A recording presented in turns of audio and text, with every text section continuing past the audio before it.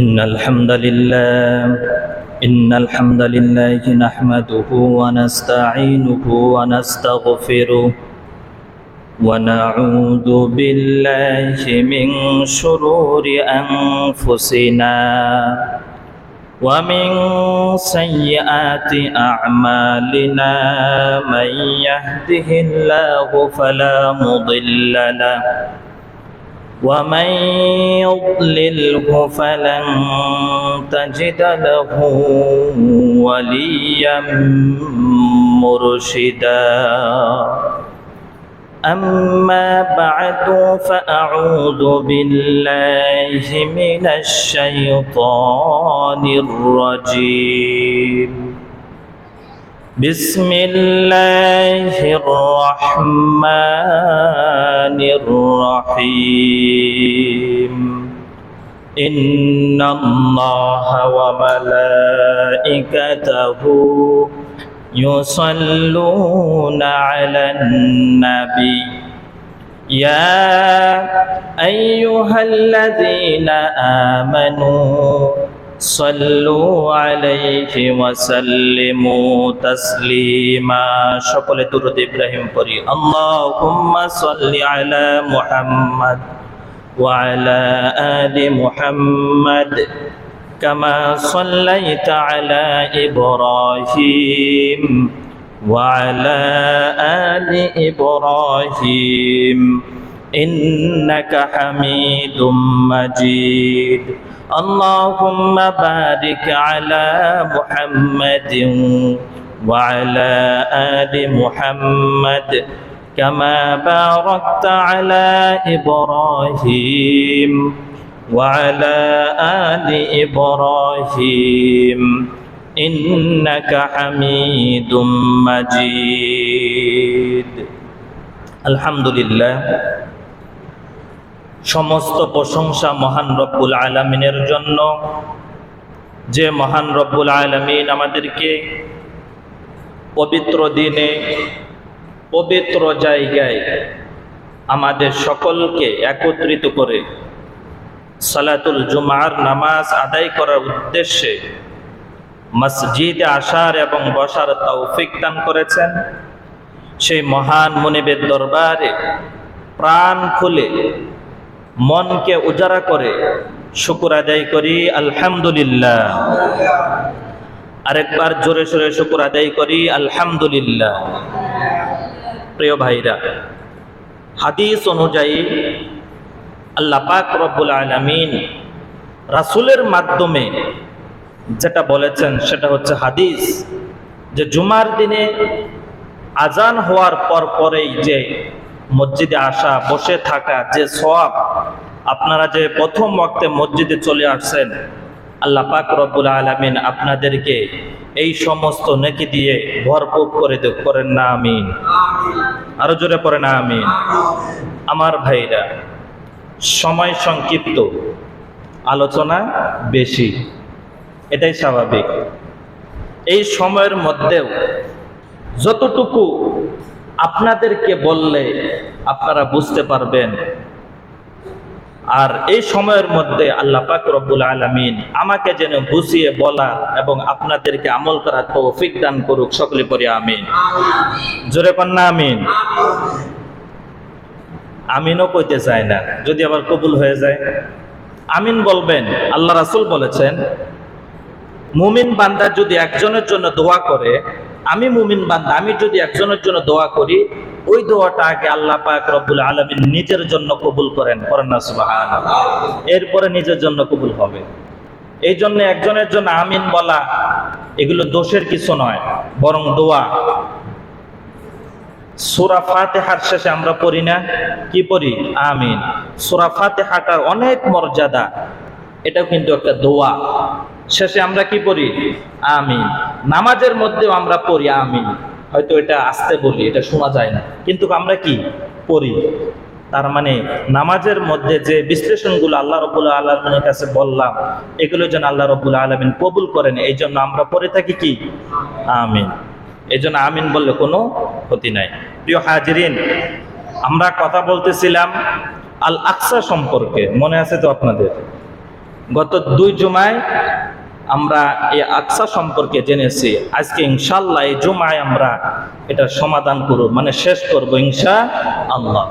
ঘটনা অনেক ছিল মাঝখানে, কিন্তু আমি পুরোটা বলি নাই, সময় সংক্ষিপ্ত হয়। এগুলো আলোচনা করতে গেলে প্রায় আপনাকে সময় দিতে হবে 1.5 থেকে 2 ঘন্টা, তাহলে আপনি বুঝতে পারবেন। আপনাদেরকে এই আকসা সম্পর্কে যে আলোচনাটা করতেছি, এই আলোচনাটা আমি গত 2 বছর আগে চট্টগ্রাম একটা প্রোগ্রামের মধ্যে এই আলোচনাটা বলছিলাম। এটা আপনাদেরকে শোনাইতেছি আরো 2 বছর আগে, 21 সালে। আল্লাহ পাক রব্বুল আলামিন এই ফিলিস্তিনদের মুসলমানদেরকে হেফাজত করেন, আমিন। আমার ভাইরা, কোথায় রেখেছিলাম মনে আছে আপনাদের? মনে রাখবেন, তাহলে বুঝবেন। কথা বলতেছিলাম যখন হযরতে সাইয়েদনা মূসা আলাইহিস সালাম ইন্তেকাল করেন। কি করেন? ইন্তেকাল করেন।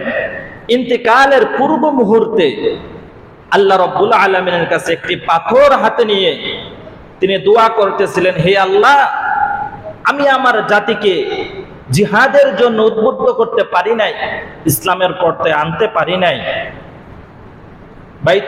বাইতুল মুকাদ্দাস জেরুজালেম মসজিদুল আকসা এর সামনাসামনি আমি যাইতে পারি নাই।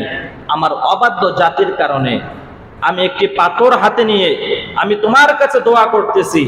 আমি পাথরটা নিক্ষেপ করলাম, এই পাথরটা যতটুকু দূরে যেয়ে পড়বে, আমার কবরটা আর এই পাথরটার দূরত্বটা এবং মসজিদুল আকসার দূরত্বটা যেন ততটুকু হয়। পড়েন না সুবহানাল্লাহ।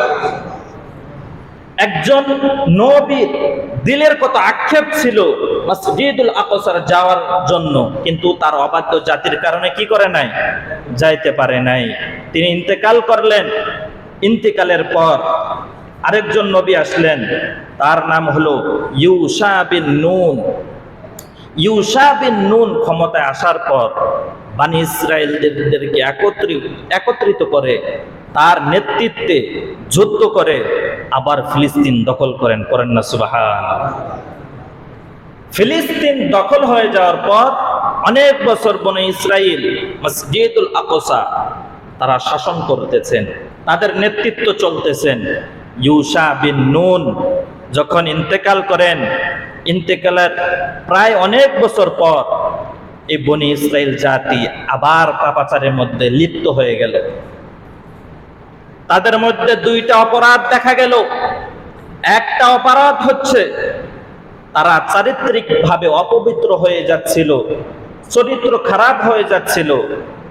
আরেকটা অপরাধ হলো তারা শিরকে লিপ্ত হয়ে যাচ্ছিল। যখন এই কাজগুলো, এই 2টা পাপাচার বেশি বেশি শুরু করলো, তখন আল্লাহ রাব্বুল আলামিন এটা সহ্য করতে পারেন নাই। সহ্য না করে এই জাতিকে ক্ষমতার মসনদ থেকে নামার জন্য ওই আমালিকা গোত্রের আরেকজন রাগী শাসক, বদমেজাজি শাসক, তার নাম হচ্ছে জালুত, এই জালুতকে ক্ষমতায় বসিয়ে দেন। মনে রাখবেন, যারা নেতৃত্ব কর্তৃত্বের মধ্যে থাকে তাদের চরিত্র এবং আল্লাহ রাব্বুল আলামিনের সাথে যদি শিরক করা শুরু করে, আল্লাহ রাব্বুল আলামিন তাদেরকে কখনোই ক্ষমতার মসনদে রাখবেন না। ওই আমালিকা গোত্রের একজন রাগী শাসক, বদমেজাজি শাসক, তাকে ক্ষমতায় বসে দিলেন। এবারে ক্ষমতায় বসে যাওয়ার পর ওই জালিম শাসক জালুত বনি ইসরায়েলদেরকে মসজিদুল আকসা থেকে তাদেরকে পিটিয়ে পাঠিয়ে দূর করে দিল। এই স্থানে জায়গা দেয় নাই, তাদেরকে পিটিয়ে পাঠিয়ে আবার কি করে দিল? বের করে দিল। এখন যাবে কোথায়? তারা ফিলিস্তিনের মধ্যেই ছিল, আরেকটা অন্য জায়গার মধ্যে ছিল, কিন্তু বাইতুল মুকাদ্দাসের কাছাকাছি থাকতে পারে নাই। কারণ এখন তো এটা জালুতের দখলে, রাগী শাসকের দখলে। এটা দখলে আসার পর তখন ওই বনি ইসরায়েলরা চিন্তা করতে লাগলো, আমাদের ঘর বাড়ি তো ওইখানে রয়ে গেল, আমাদেরকে তো বের করে দিল, আমরা এখন কি করব? প্রায় অনেক বছর পর তারা একজন নবীর কাছে গেল। তার পরবর্তীতে নবী হয়েছিল শামউন আলাইহিস সালাম।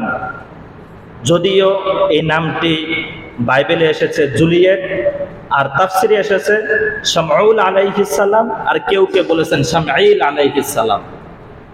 এই শামঈল আলাইহিস সালাম নবীর কাছে যে বলতেছেন, বনি ইসরাইলরা, ইবআস লানা মালিকান, আপনি আল্লাহর পক্ষ থেকে আমাদের জন্য একজন নেতা নির্ধারিত করে দেন, একজন শাসক নির্ধারণ করে দেন। তখন ওই ইউশা বিন নুন বলল, আমি যদি আল্লাহর কাছ থেকে তোমাদেরকে সাহায্যকারী এনে দিতে পারি, তাহলে তোমরা তো আবার পিছনে যাবা না, কারণ তোমাদের তো ইতিহাস খারাপ। প্রথমে যে সময় যুদ্ধ লেগেছিল, তোমরা তো মুসা আলাইহিস সালামের সাথে যুদ্ধ করো নাই, তোমরা তো পিছনে চলছো। তুমি আরো বলেছো যে তুমি এবং তোমার আল্লাহকে নিয়ে যুদ্ধ করো, আমাদের দরকার নাই, তোমরা তো এটা বলেছিলে। এখন আমি যদি আল্লাহর পক্ষ থেকে যদি আরেকজন নেতা নির্ধারণ করে দিতে পারি, তোমরা তো আর পিছনে পিছপাও হবা না, তোমরা তো সামনে থেকে অগ্রসর হবা। তখন বনি ইসরাইলরা বলল, ওয়ামা লানা আল্লাহ নুকাতিলা ফি সাবিলিল্লাহ, আমরা কেন আল্লাহর রাস্তায় জিহাদ করব না? ওই জালুত জালিম শাসক আমাদের ঘর বাড়ি দখল করে আছে, আমাদের জমি জামা তারা দখল করে নিয়েছে, আমরা কেন ওই জালুতের বিরুদ্ধে যুদ্ধ করব না? আমরা অবশ্যই কি করব? যুদ্ধ করব। তখন আল্লাহ পাক বলেন, ওয়ামা লানা আল্লাহ নুকাতিলা ফি সাবিলিল্লাহ। যখন বনি ইসরাইলরা এই কথা বলতে লাগলো যে তারা যুদ্ধ করবে, তখন আল্লাহ তাআলা এবার বললেন, যাও, এবার তোমাদের জন্য যুদ্ধ ফরজ করে দিলাম। কি করে দিল? জিহাদ ফরজ করে দিল। ইসলামের জন্য জিহাদ করা তখন থেকে ফরজ হয়ে গেল। এবার কি করলো? বনি ইসরাইল এবার বলতে লাগলো, ওয়াকাদ উখরিজনা ওয়ামা লানা আল্লা নুকাতিলা ফি ফালাম্মা কুতিবা আলাইহিমুল কিতাল। তখন আল্লাহ তাআলা যখন যুদ্ধ ফরজ করে দিল, ফরজ করে দেওয়ার পর এবার এসে বলতেছে, তাওয়াল্লাউ ইল্লা কলিলাম মিনহুম। 100 জন মানুষ এসে বলতেছে আল্লাহর কাছে, নবীকে বলতেছে, আল্লাহর কাছে আপনি বলেন আমাদের জন্য একজন শাসক নির্ধারণ করে দেন, আমরা তার নেতৃত্বে যুদ্ধ করব। তাওয়াল্লাউ ইল্লা কলিলাম মিনহুম, 100 জন এসে বলতেছে আমরা যুদ্ধ করব। এবার আল্লাহ তাআলা বলেন, তোমাদের উপর জিহাদ করা ফরজ। 100 জন ব্যতীত, 100 জন এসেছিল, 5 জন ব্যতীত সবগুলো পালাইছে। এখন যে সময় যুদ্ধের বিধান ফরজ হয়ে গেল, 100 জন আয়েশা বলতেছে যে আল্লাহর পক্ষ থেকে ইউশা শামউন আলাইহিস সালামকে বলতেছে, আল্লাহর পক্ষ থেকে আপনি একজন সাহায্যকারী পাঠান। তখন আল্লাহর কাছে দরখাস্ত করার পর আল্লাহ তাআলা জিহাদ ফরজ করে দিলেন। 100 জন আসছিল, এখন আল্লাহ তাআলা জিহাদ ফরজ করে দিয়েছে। দেখা গেল 100 জনের মধ্যে 5 জন ব্যতীত সবগুলো আবার পিছন পালাইছে, তারা জিহাদ করতে রাজি হয় নাই। তখন আল্লাহ তাআলা বলেন, আল্লাহু আলিমুম বিযালিমিন, জালেমদের ব্যাপারে, জালেমদের বিষয়ে আমি আল্লাহ ভালোই করে জানি। পৃথিবীর মধ্যে আল্লাহ পাক রব্বুল আলামিন শুধু একটি জাতিকে বারবার জালিম বলেছেন, ওই জাতিটা হচ্ছে আজকের ইহুদি। কথা বলেন ঠিক কিনা? ওই জাতিটাই আজকের ইহুদি, বারবার তাদেরকে জালিম বলেছেন। এই পবিত্র কোরআনে আপনি যত জায়গায় ইহুদির কথা দেখবেন, যত জায়গায় নাস্তিকদের কথা দেখবেন, সাথে সাথে আল্লাহ রাব্বুল আলামিন পরে জালিম বলে ঘোষণা দিয়েছেন। কারণ আল্লাহ রাব্বুল আলামিন জালিমদের সম্পর্কে ভালো করেই জানেন না? কথা বলেন, জানেন। এরপরে আল্লাহ তাআলা বলতেছেন, ইন্নাল্লাহা ক্বাদ বা'আসা লাকুম তালুতা মালিকা। শামউন আলাইহিস সালাম বনি ইসরাইলদেরকে বলতে লাগলো, তোমরা যে আমার কাছে একজন সাহায্যকারী ব্যক্তি চাইছিলা, আল্লাহর পক্ষ থেকে এই মানুষটাকে নেতৃত্ব হিসাবে মেনে নাও, আল্লাহর পক্ষ থেকে এটা এসেছে। ইন্নাল্লাহা ক্বাদ বা'আসা লাকুম তালুতা মালিকা, তার নাম হইল তালুত। আর জালিম বাদশার নাম হইল কি? জালুত। আর আল্লাহর পক্ষ থেকে যাকে নেতা নির্ধারণ করে দিলেন তার নাম হইল কি? তালুত। জালুত, তালুত। তখন বনি ইসরাইলরা বলতে লাগলো, আন্না ইয়াকুনু লাহুল মুলকু আলাইনা, আরে বাপরে, সে আমাদের নেতা হবে। আবার বলতেছে, ওয়া নাহনু আহাক্কু বিল মুলকি, আমরাই তো নেতা হইতে পারি, সে কি নেতা হবে? আমরাই তো নেতা হইতে পারি। এখন শামউন আলাইহিস সালাম বলতে লাগলেন, তোমরা নেতা হতে পারবে, কারণ হচ্ছে তারা বলতে লাগলো ওয়ালাম ইউক্তা সাআতাম মিনাল মাল, সে যে আমাদের মাঝে নেতৃত্ব দিবে, সে যে আমাদের কাছে কর্তৃত্ব দিবে, তার তো কোনো টাকা পয়সা নাই। ওয়ালাম ইউক্তা সাআতাম মিনাল মাল, তার কাছে তো টাকা পয়সা নাই। তার মানে ইহুদিদের ক্ষেত্রে, বনী ইসরায়েলদের ক্ষেত্রে তারা প্রাধান্য দিত যাদের টাকা পয়সা বেশি, যাদের শারীরিক সক্ষমতা বেশি, তারাই নেতৃত্ব দিতে পারবে, বাকিগুলো দিতে পারবে না। বনী ইসরায়েল যখন এভাবে বলতে লাগলো, তখন শামউন আলাইহিস সালাম বলতে লাগলেন, তাহলে আমার কাছে আসছিলে কেন? তোমরাই নেতৃত্ব দিতে পারবে, তাহলে আমার কাছে আসছো কেন?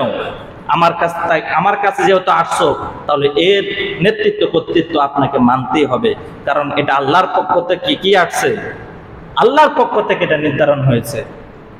ওয়ালাম ইউক্তা সাআতাম মিনাল মাল, বনী ইসরাঈলরা চিন্তা করলো যে সে যে আমাদের কাছে নেতৃত্ব দিবে, কর্তৃত্ব দিবে, তাদের তো কোনো টাকা পয়সা নাই। ওই রকম আচরণ, ইহুদিদের আচরণ আমাদের মধ্যে আছে না নাই? বর্তমানে আমাদের সমাজেও আমরা ওইটাই মনে করি। আরে আমরা যদি মনে করি, কেউ যদি মনে করে হেডমাস্টার নির্বাচন করবে, আমরা চিন্তা করি হেডমাস্টার নির্বাচন করবে, ওনার কি টাকা পয়সা আছে? এটা আমরা বলি স্বাভাবিক। তার মানে এই খাসিলতটা ইহুদি জাতি থেকে এসেছে, বনী ইসরাঈলদের মাধ্যমে এসেছে।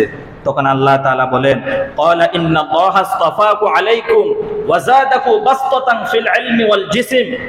নেতৃত্ব কর্তৃত্ব দেওয়ার জন্য টাকা পয়সা ডাজন্ট ম্যাটার।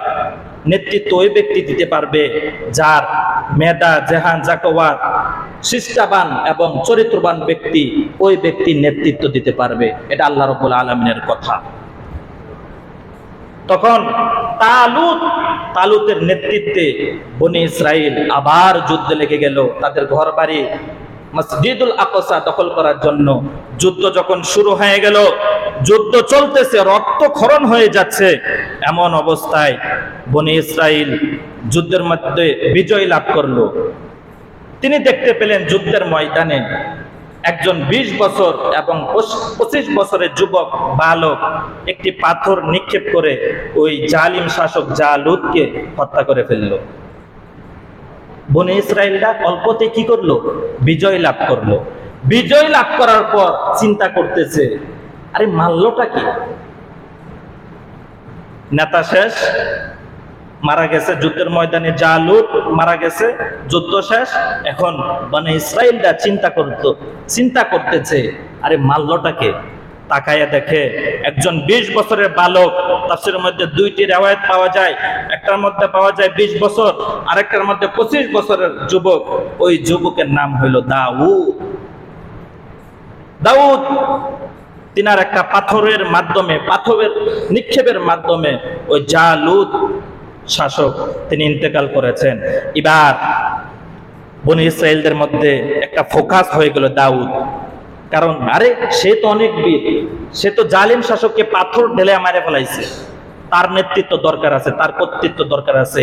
এরপরেই ওই দাউদ পরবর্তীতে নবী হয়েছিলেন, দাউদ আলাইহিস সালাম। করেন না সুবহানাল্লাহ। আল্লাহ পাক বলেছেন ফাকাতালা দাউদ জালুত। মূলত দাউদই জালুতকে হত্যা করেছিল। এরপর দাউদ নবী, তিনার সাম্রাজ্য চলে আসলো, তিনি এবার শাসন করতেছেন, তিনি এবার দেশ চালাইতেছেন। ইতিহাসের মধ্যে পাওয়া যায় গোটা জেরুজালেম শাসনকালে দাউদ নবী তিনি একটা সাম্রাজ্যের প্রসার চালু করেছিল। তিনার নেতৃত্ব ছিল কঠোর। তিনার ইন্তেকালের পর তিনি মৃত্যুবরণ করলেন। মৃত্যুবরণ করার পর তারপর দায়িত্ব পেলেন, দাউদ নবীর ছেলের নাম কি জানেন আপনারা? এরপর দায়িত্ব পেলেন সুলাইমান আলাইহিস সালাম, দাউদ নবীর ছেলে। এরপরে বাইতুল আকসা হাল ধরেন, মসজিদুল আকসার হাল ধরেন সুলাইমান আলাইহিস সালাম। সুলাইমান আলাইহিস সালাম ইতিহাসের মধ্যে আপনি দেখতে পারবেন সেও একটা সাম্রাজ্যের পাহাড় তৈরি করেছিল। দাউদ নবীর কথা মাছে শুনতো, গাছে শুনতো, মানুষ শুনতো, জিন জাতি পর্যন্ত শুনতো। এমনকি এখন যে বাইতুল মুকাদ্দাস মসজিদুল আকসা যেটা ফিলিস্তিনে অবস্থিত রয়েছে, এই সুলাইমান নবী জিনদের মাধ্যমে এই মসজিদটা তৈরি করেছিল। করেন না সুবহানাল্লাহ। এখন যেটা রয়েছে জিনদের মাধ্যমে তিনি তৈরি করেছিল। তার কথা জিনে শুনতো, গাছে শুনতো, মাছে শুনতো, সকলেই শুনতো। আপনারা জানেন হয়তো ইতিহাসের মধ্যে পাওয়া যায় তার যে সাম্রাজ্য ছিল, সাম্রাজ্য বহন করার যে চাবি ছিল, গোডাউনের চাবিগুলা ধরে রাখার জন্য 40 জন ব্যক্তি লাগতো। এত বড় সাম্রাজ্য তৈরি করেছিল। এবার দাউদ নবী, সুলাইমান নবীর ইন্তেকালের পর আবার এই বনি ইসরাইল জাতি আবার 2টা পাপাচারে লিপ্ত হয়ে গেল। কয়টা পাপাচারে? 2টা। এক নম্বরে হলো তারা আবার চারিত্রিকভাবে অপবিত্র হয়ে গেল, আরেকটা হলো আল্লাহর সাথে শিরিক করা শুরু করলো। আল্লাহ এটা সহ্য করতে পারে নাই। আল্লাহ পাক রব্বুল আলামিন এটা সহ্য করতে না পেরে, এটা সহ্য করে নাই, তাদেরকে ক্ষমতার মসনদ থেকে আবার নামিয়ে দিলেন। তাদের ক্ষমতার মসনদে আরেকজন জালিম শাসককে বসিয়ে দিলেন। ওই জালিম শাসক ইরাক থেকে আসলেন। ইরাক থেকে আসার পর সে বাইতুল মুকদ্দাসের হাল ধরেন। তিনি এই বাইতুল মুকদ্দাস তিনি দখল করেন। তার নাম ছিল বাখতে নাসর। এই জালিম শাসক আসার পরে এবার বনি ইসরাইলদেরকে ধইরা পিটাইয়া পুরা বাড়ি গাড়ি সব একাকার মাসাসার করে দিল। তার মানে বনি ইসরাইলদের যারা ছিল সকলকে কি করলো? জ্বালায়া পুরায়া সারকার করে দিল। যারা জীবিত ছিল তাদেরকে ধইরা বাইন্ধা পেঁচাইয়া তাদেরকে রশি দিয়া আবার ইরাকে পাঠাইয়া দিলেন। এবার এই বাখতে নাসর আবার জালিমরা আবার দখল করে নিল। আর বনি ইসরাইলরা কি করলো? অনেকে মারা গেছে। মারা যাওয়ার পর তারা কোথায়? ইরাকে। আবার এবার ইরাকের মধ্যে তারা কিভাবে বসবাস করতেছে? দাস দাসীর ন্যায় বসবাস করতেছে। তারা কোনো মানে জীবিকা নির্বাহের যে একটা ভালো তাগিদ ওইটা ছিল না। মানুষের বাড়িতে কাজ করতো, দাস দাসী এগুলো নিয়ে জীবন যাপন করত। এভাবে তাদের দিনকাল চলে যাইতেছে। পারস্যদের মাধ্যমে আল্লাহ রাব্বুল আলামিন ওই বনি ইসরাইল যারা বাকিরা জীবিত ছিল তাদেরকে আবার জেরুজালেমে আল্লাহ রাব্বুল আলামিন আনেন। আনার পর আল্লাহ রাব্বুল আলামিন আবার তাদের উপরে নবী পাঠান। কারণ নবী ছাড়া কোনো জাতি ঠিক থাকতে পারবে না। জাতিরা পথভ্রষ্ট হয়ে যাবে। জাতিরা কি করবে? অন্যের পথে চলে যাবে। জাতিরা মিশগেট হয়ে যাবে। এই জন্য আল্লাহ রাব্বুল আলামিন তাদেরকে পারস্যের মাধ্যমে আবার ফিলিস্তিনের বুকে আনার পর তাদের মাঝে আবার আল্লাহ তাআলা নবী পাঠান। একে একে করে ইলিয়াস আলাইহিস সালাম, ঈসা আলাইহিস সালাম, যুলকিফ আলাইহিস সালাম কোরআনের মধ্যে এসেছে। এই নবীগুলো আসলো, কিন্তু ওই অবাধ্য জাতি, ওই বনি ইসরাইল জাতি আর নবীদের কথাও কি করলো? শুনলো না। ওই নবীদের কথাও তারা শুনলো না। না শোনার পর তারা কি করলো? এরপরে নবীরা যখন মৃত্যুবরণ করলো, আল্লাহ রাব্বুল আলামিন ওই ইরাক থেকে যিনি আসছিল জালিম বাদশা বাখতে নাসর, ওই বাখতে নাসর আবার বনি ইসরাইলদের উপর আবার অকট্যভাবে তাদের উপর অত্যাচার নির্মম শুরু করলো। এভাবে দিনকাল চলে যাচ্ছে। এখন বাইতুল মুকদ্দাস এটা তো হচ্ছে মুসলমানদের, কিন্তু আল্লাহ রাব্বুল আলামিন এটা তো রক্ষা করবেন। এরপর আল্লাহ রাব্বুল আলামিন একে একে আবার নবী পাঠান। জাকারিয়া আলাইহিস সালাম, হযরতে ইয়াহইয়া আলাইহিস সালাম, হযরতে ঈসা আলাইহিস সালাম। কিন্তু ওই অবাধ্য জাতি আর কোন নবীর কথা শোনে নাই। বরং জাকারিয়া আলাইহিস সালাম, হযরতে ইয়াহইয়া আলাইহিস সালাম এদেরকে ওই বনি ইসরাইল লোকেরা জীবিত হত্যা করত। করেন না নাউজুবিল্লাহ। জীবিত গলার মধ্যে ছুরি চালাইতো। এরপরে ঈসা আলাইহিস সালামকেও তারা মারার হুমকি দিয়েছিল, তাকেও জবাই করে মেরে ফেলবে। কিন্তু আল্লাহ রাব্বুল আলামিন ওই ঈসা নবীকে অবশেষে আসমানে তুলে নিয়েছেন। নালে কিন্তু তাকেও কি করত? হত্যা করত। ওয়ায়াকতুলুনান নাবিয়্যিন, কোরআনের মধ্যে এসেছে ওই বনি ইসরাইলের মানুষগুলা, ওই জাতিগুলা শেষ পর্যন্ত আমার নবীদেরকেও সাথ দেয় নাই, নবীদেরকেও জীবিত হত্যা করত। নবীদেরকে হত্যা করার মতো জঘন্য কাজ এই ইহুদিরা করেছে। আমার ভাইরা, এরপরে আসলো ঈসা নবী তো ঈসা নবীও তাদেরকে দিনের পথে আনতে পারে নাই, তাকে আল্লাহ রাব্বুল আলামিন আসমানে তুলে নিল। তুলে নেওয়ার পর এরপরে আসলো আমাদের নবী। এবার আসুন, এবার আপনাদের প্রশ্ন আসতে পারে, হুজুর একবার ফিলিস্তিনে ওরা আসছে, অপরাধ করছে, আবার ইরাকে নিছে, আবার এদিকে গেছে, আবার ওদিকে গেছে, আবার নিয়ে আসছে, আল্লাহ এদেরকে কেন এত টানা হেঁচড়া করলো? এটা জানার দরকার আছে না নাই? আছে। আমার ভাইরা, এরপরে বাইতুল মুকদ্দাস জেরুজালেম এটা আর দখল করতে তারা পারে নাই। ইহুদিদের দখলে ইহুদিরা আর দখল করতে পারে নাই। আজকে যারা ইহুদি তারা হচ্ছে মূলত বনি ইসরায়েলদের গোষ্ঠী, এটা মনে রাখবেন।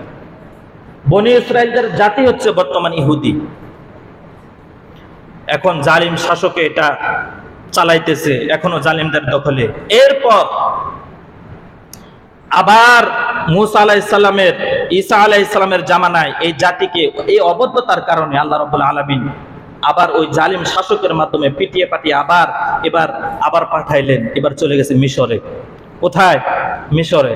আবার মিশর থেকে আল্লাহ রাব্বুল আলামিন তাদেরকে আবার ফিলিস্তিনে আনলেন। যে কোনো মাধ্যমে আসছে।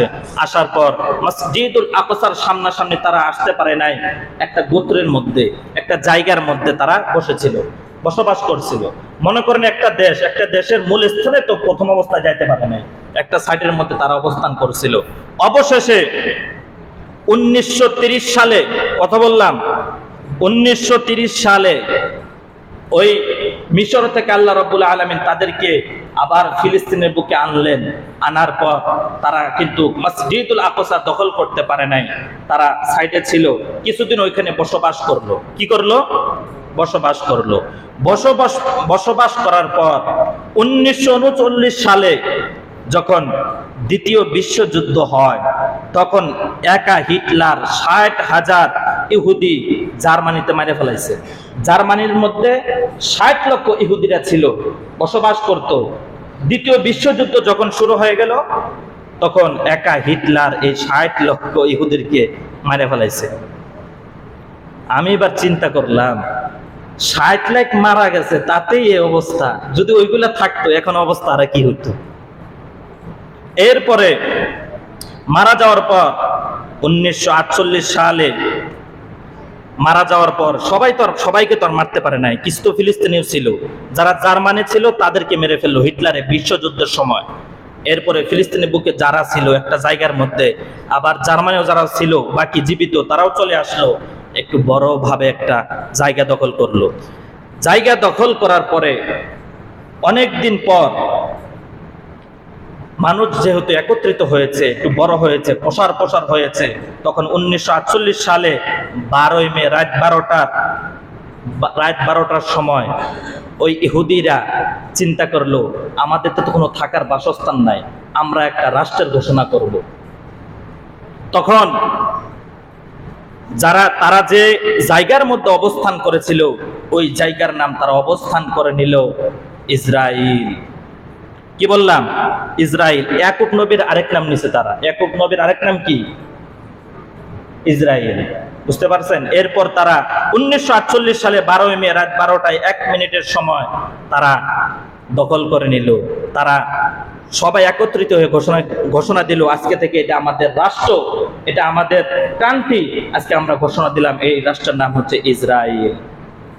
এরপর আসুন, যখন আপনি নিজে রাষ্ট্রের ঘোষণা দিবেন, অন্য রাষ্ট্র তো সাপোর্ট করতে হবে আপনাকে। তার 10 মিনিটের মাথায় আমেরিকা তখন বলতে লাগলো, তোমরা যে ইসরায়েল নামক রাষ্ট্র ঘোষণা করছো, তোমাদের রাষ্ট্রের প্রথম ভোটটা আমরাই দিলাম। তারা কি এখানে জায়গা নাকি ফিলিস্তিনে জায়গা? ইসরায়েলে জায়গা নাকি ফিলিস্তিনে? তারা ওইখানে রাষ্ট্রের ঘোষণা দিল। প্রথম ভোটটা কে দিল? আমেরিকা। আফসোস। এবার আসুন, আল্লাহ পাক রব্বুল আলামিন বলছেন, দুরিবাত আলাইহিমুয যিল্লাহ ইল্লা বিহাবলিন মিনাল্লাহি ওয়া হাবলিন মিনান নাস।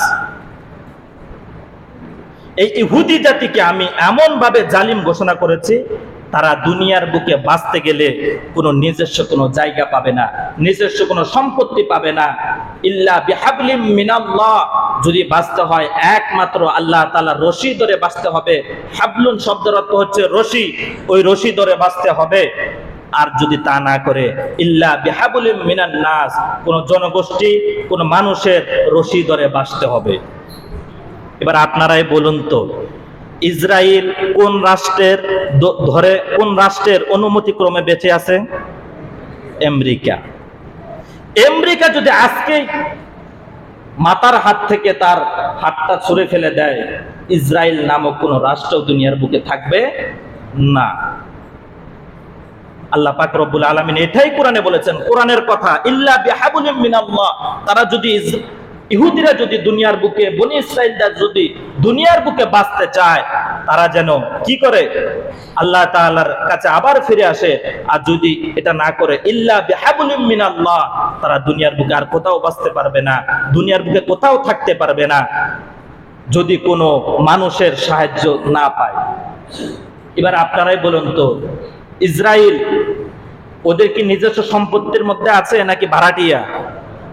জোরে বলেন, কথা বুঝেন নাকি মাথার উপর দিয়া যায়? ভাড়াটিয়া। একটা কথা মনে রাখবেন, আমেরিকা যখন প্রথম সাপোর্টটা দিল, এরপর অন্য রাষ্ট্ররা চিন্তা করলো, কিরে রাত 12টার মধ্যে ঘোষণা দিল একটি রাষ্ট্র, এরপরে কিছুক্ষণ পর অন্য রাষ্ট্র চিন্তা করলো, তার 10 মিনিটের মাথায় সে প্রথম ভোটটা দিল। কারণটা কি? একটা কথা মনে রাখবেন মুসলমান ভাইরা, সন্ত্রাস যারা করে, সন্ত্রাসকে যারা সাপোর্ট দেয়, উভয় যেন একই অপরাধী না? আপনি সন্ত্রাস করেন না কিন্তু সাপোর্ট দেন, আর যে ব্যক্তি সন্ত্রাস করে, সন্ত্রাস চালায়, এই দুজনের মধ্যে কোনো তফাৎ নাই। আমি তো মনে করি মুসলিম বিশ্বগুলো যদি একত্রিত হয়ে যায়, আজকে 3 জুমা ধরে শুধু এই আলোচনাই করতেছে, এটা বোঝানোর জন্য যে ওরা কি ভাড়াটিয়া ছিল নাকি নিজস্ব সম্পত্তির মধ্যে স্থাপন করেছে, থাকতে পারে নাই। আমি এটা অনুভব করতে পাইতেছি, যদি মুসলিম বিশ্বগুলো একত্রিত হয়ে যায়, মুসলিম কান্ট্রি যদি একত্রিত হয়ে যদি ইসরায়েল নামক রাষ্ট্রের সাথে যুদ্ধ ঘোষণা করে, আমার মনে হয় ইসরায়েল রাষ্ট্র 1 মিনিটও টিকবে না। এই ইহুদি জাতি নবীদেরকে পর্যন্ত হত্যা করেছে, আপনি কি মনে করেন? এত বড় নেমখারাম জাতি, এই জাতিকে আল্লাহ রাব্বুল আলামিন দুনিয়ার বুকে এভাবে রেখে দিয়েছেন, আর নিজস্ব কোনো সম্পত্তির মধ্যে থাকতে পারবে না। এইভাবে ভাড়াটিয়ার মধ্যে তাদের বসবাস করতে হবে। আল্লাহ রাব্বুল আলামিন আমাদের সকলকে যা কিছু আলোচনা করলাম ইখতিয়ারের সহিত আমল করার তৌফিক দান করুক। সকলে পড়ি আমিন। আরো জোরে পড়েন না আমিন। ওয়া আখিরি দাওয়ানা আলহামদুলিল্লাহি রাব্বিল আলামিন। যারা সুন্নাত পড়েন নাই 4 রাকাত ক্বাবলা জুমা পড়ে নিন।